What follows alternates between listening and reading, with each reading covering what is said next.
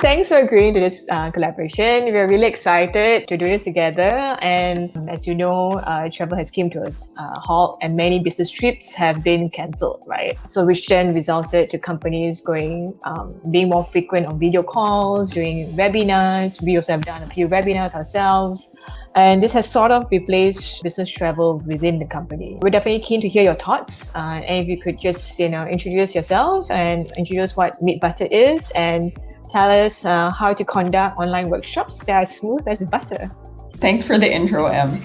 I'm Cheska. I'm doing growth and user research for Meat Butter.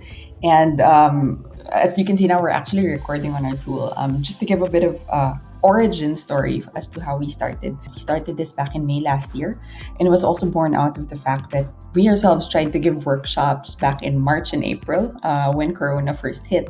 But even if some of us had live session experience giving strategy sessions or doing design sprints and strat consulting essentially, we felt that translating those virtual workshops online didn't really feel as impactful.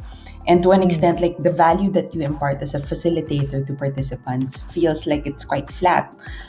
So we felt that there was a problem there, and we started digging deeper into it, talked to a lot of facilitators. The first one being that it's like super technically complicated to hold workshops online. To hold a workshop, you actually need anywhere between 3 to 7 tools open, and it can be such an overwhelming experience because you almost need to carve out your screen, and instead of focusing on the discussions, which you needed to be guiding, you actually end up focusing on the tool stack instead. The second pain point is something around preparation. Like a lot of the tools that we have online currently that we use for workshops or online events don't allow for you to prepare stuff ahead.